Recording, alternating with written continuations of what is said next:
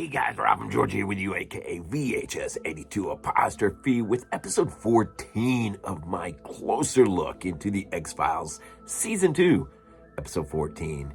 Really at the halfway point, or just slightly over, on our way to the end of a second season and the anticipation of a third. And boy, time does move pretty quickly. Kind of scary, isn't it? Die Hand Die Verletzt, or The Hand That Wounds. Such an awesome title for this one. Directed by Kim Manners. This might be the first one from her, but she'll give us like 51 episodes and some really, really good ones. The most controversial, maybe the most controversial of all of them, will be Home. Of course, you know, that had a hard time with television. And so anyways, 51, man. Kim Manners, Glen Morgan, James Wong. I do believe this is the last time they will write, at least for this season. And in fact, they sort of give their regards in the closing moments of this episode, which is really awesome as writers. January 27th, 1995. This one's the biggest surprise to this one for me was the reminder that I really do need to pay attention to the end credits.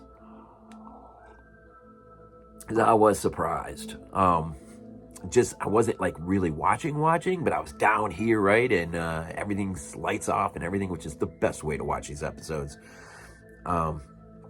And all of a sudden, man, I had to do a double take at the screen, grab my controller, hit the pause, and lo and behold, who does the articulated snake effects? K&B. Kurtzman, Nick Berger. If you don't know anything about K&B, man, they really sort of get the ball rolling as a special effects thing with Evil Dead 2, their relationship to Sam Raimi. They'll do some other really cool things, but by 89, they will officially form K&B, and I'm pretty sure the first film they do is Intruder. The horror show is another first one. It's one of the other. It's either Intruder or, which is really sort of, waving goodbye to the era that was the slasher in 1989 there.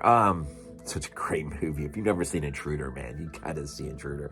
But K&B, so, and it's weird because I didn't see K&B credited in IMDb anywhere, so I guess they might have done some other practicals for earlier X-File episodes. Very possible. So from here on out, I guess I need to watch the end credits very closely. This is an interesting one. I really dug this one, man. And just to kind of, instead of saving it for the end, because I don't want to forget, so I tend to tie up things quick. Like, Jason over at Horrific Nightmares is, and I don't know if I've heard him mention something like this in a little bit, but he's always fond of, from time to time, his suggested, you also might want to watch this. And if this particular episode works well with a double feature, I was thinking about this, man. The Conjuring 3, what a great double feature it would be to watch Die Hand Die Verletzt and then watch this, or vice versa, whatever. It would be a nice, because the one thing with the Conjuring are those two is about as close as we have ever had to a Mulder and Scully outside of the X-Files universe. Probably why I love those first three movies so much. Anyways, let's get into this episode. This one acts really as a parody, almost in a proverb sense, but a parody on insincere believers in mainstream religions who only take their faith surface level, who really don't take it serious when, if it's meant to be taken serious, you probably ought to take it serious. And I mean mainstream, I mean true accepted faith. And that's not to discount anything else out there. I'm just saying, you ought to practice what you preach. Yeah, that's an interesting way. And so, it's, what you have here in this small town is really a group of Satan worshipers who really worship Satan in a very, very surface level way. And there's an accounting to be had. And as we'll see at the end of this episode, the enemy, Lucifer, Satan, will ultimately work, from his perspective, with his is proper, with Mulder and Scully to accomplish some things, and will leave a sort of farewell to them. This is such a great episode, man. It's a great Monster of the Week episode. Just very, very tight, I think, as far as it really does almost feel like a movie in miniature, like so many X-File episodes do. And this is another great example of that. And there isn't accounting to be had, and it really does begin with our first opening moments. It seems like it's a board meeting of sorts, school board meeting, which, by the way, the school is named after Aleister Crowley, turn of the century cultist, which is pretty interesting. He seems to have wedged his way into popular culture in quite significant ways, as well as, of course, H.P. Lovecraft and others. Right. But this high school is named after that. So, you start picking up on these little things, and you already know sort of where you are headed. And so they're just sort of tidying up notes. And then, and you kind of get this false impression that that we're coming at this from a Christian point of view, but very quickly it's inverted, and we find that they are in fact Satan worshipers, at least to a point, right? And so, in the process of being, held account over this episode, they will come to, at least a couple of them will come to the realization that they need to seriously rededicate themselves. But there really isn't going to be any chance of that. Quickly, we move on into a group of kids out in the woods messing with witchcraft, and seemingly perhaps it's them who summons this, maybe not, I don't know, but it ends in the death of one of these boys. There's 2 boys and 2 girls. Really is a coup, in effect, of trying to get something out of this opportunity to scare these girls. Y'all know where I'm going with that. And ends in the death of one of them, which really just sends the dominoes rolling. Mulder and Scully show up. I think it's a sheriff, usually it's a sheriff, who first gets us rolling on, if you ask anyone, people have their ideas. There's an occult running this town. They pretty much make the decisions. And so we start to step our way into this episode where, if things couldn't get worse, they suddenly take a weird turn into the worse. One of the girls that is out there in the woods, as a result of that trauma and some other trauma, will sort of have a relapse, a memory relapse or something, and she'll break down in front of, and it's a pretty powerful scene with Mulder and Scully. You really feel for her, because she really truly believes in her core that all that she is laying out for them is really happened. Everything from abuse to satanic rituals being done, sacrifices being committed. I'm not going to really worry about spoilers too much, but she does have sort of a tempered perception. What she thinks is completely real is only part of the picture. And, as you move on forward, you sort of get the rest of the pieces fall into place. But that's it. But there's, serious moments like that. Even when her father, of course, her parents are quickly held to account by Mulder and Scully. He, in fact, the father, ultimately, to his own demise, not really as a result of this per se, but maybe, he'll sort of have a reckoning in terms of seeing what he's been part of all these years really is not right and wants to make amends and really wants to turn. But of course, yeah, by that point, it's a little too late for him. There's a great scene where Mulder is investigating his house. He's got a warrant, but this guy, Jim, it's the Asbury family. Jim's the dad, Barbara's the mom, and Shannon is the girl. And Jim, shows up unannounced, but to basically dump all of this stuff on Mulder. Well, our favorite antagonist in this one, and it's really why her name in the show is Mrs. Paddock. She is a substitute teacher, and the other teacher, having already taught like 15 years or something, only had 2 marked absences, and now suddenly he is like out of the picture, and Mrs. Paddock is in, and she is brilliant, man, in this episode. She is, and this is really why I think it was her that sort of made me think about the antagonist in Conjuring 3. She's a little bit older, right? But she plays this part, man, brilliantly. Susan Blommaert is, if that's how you say. And so she is just casting spells, or maybe they're not even really spells, because within the underneath the flesh that is Paddock is Satan, really, who is just sort of manipulating away without any regard to collateral damage or anything else. But sends the substitute teacher, Mrs. Paddock, is substituting for a biology teacher, and there just happens to be a resident python in the classroom that is used to maximum effect in order to pay a visit to Jim. So she, basically conjures up a fake call from Scully, making it seem as though she's in trouble. Mulder has to conveniently handcuff Jim up to the stairwell down in the basement.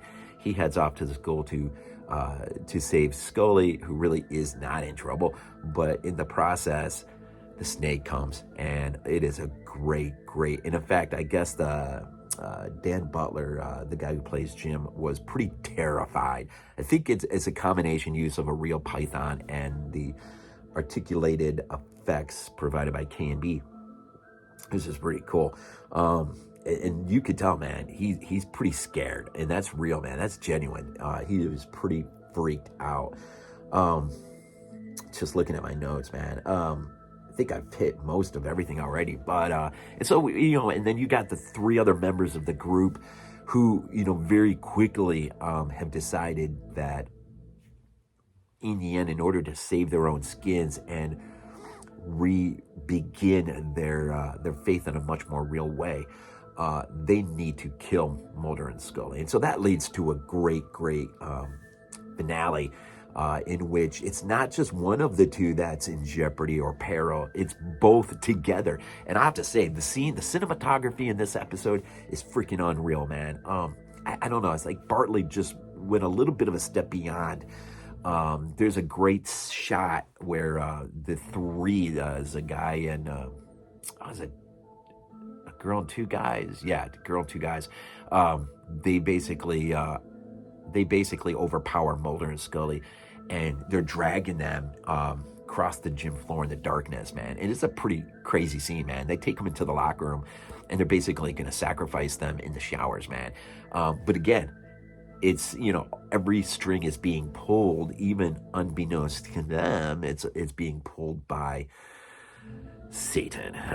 And it's got a great, and then our final closing moments is really the writer's farewell to everyone included in the company, because this will be the last episode, at least for this year. And it's really too bad. We got probably, I would imagine, some really great episodes written really well, but these 2 guys, man, work great together. Already we've seen some really great written episodes, and this was a nice farewell to the season. And our antagonist leaves a final calling card on the chalkboard, in which it just leaves our 2 favorite agents just standing there, not really what to do, man. They're just standing there like, I think it's like settling, right? It's just settling like, Mrs. Paddock, was she... you have these moments throughout X-Files lore where you have these moments where they really begin, either one or the other or both together, begin to really truly comprehend. I think a great closing moment is in the X-Files Fight the Future movie where I want to say, is it Scully who sees the ship move off and Mulder sort of comes to it after the fact. Yeah, something to that. Yeah, but that's a great closing moment. There's so many great closing moments between these two. It really is something that it went 9 seasons. But Chris Carter, really wanted this to be, rather than a TV show, really wanted it to be a string of films. And it really is too bad because they proved beyond a shadow of a doubt that really this is the large screen in miniature when we talk about X-Files, and they proved it with Fight the Future. That was perfectly displayed at how meant they were to be on the big screen. And it really is a shame that we only got one other film after, which has really grown on me. I've never really been set against it, but it really has grown on me with time. I really do appreciate what Chris Carter was up to in that presentation. But it really is too bad we didn't get more. But what we have is a really fantastic run of seeing a show where it really truly is the large screen in miniature, because it feels so stinking big at times. It really does. And this episode was really, really fun. Oh, one last little thing. There's a great scene where they're out at the site where the kids were in the woods, and there is a tree stump of sorts, which I've seen one of these in real life, by the way, where the rumor has it that witchcraft and rituals have taken place at this stump. And there was one actually out in the adjoining woods to the college campus where I had gone for 2 years. That's sort of unsettling to think about now. I'm not sure exactly what I thought about it at that time, but now thinking back on it, it's a little unsettling, especially because I know a couple of members of the faculty. Anyways, yeah, that's a little unsettling, but they're out there, and Scully's sort of like, yeah, this really isn't going to amount to anything. And Mulder's like, I don't know. And just when you have that moment, right, all of a sudden it starts raining toads, and they are real toads. They tried fake ones, rubber ones. They just didn't bounce right. They didn't hit the ground right. So they actually dropped real stinking toads. I'm sure none were hurt. I'm sure. This is, 1995. We're not in the, and I mean this in the nicest way possible, I guess. This is not Italy filmmaking in the early the 70s, 80s. I mean, this is 95. I'm pretty sure, I feel pretty comfortable no toads were hurt in the process. But it is an amazing shot, nonetheless. And it is one that causes Scully to go. And Mulder, of course, is like, interesting. Anyways, great episode. Absolutely had just an absolute blast with it. And remember, great double feature, man. Conjuring 3 in this one, man. It's good stuff, man. X-Files. Freaking love this show. As always, man, go Bills. This is not a dream. Not a dream. We might be useful to you.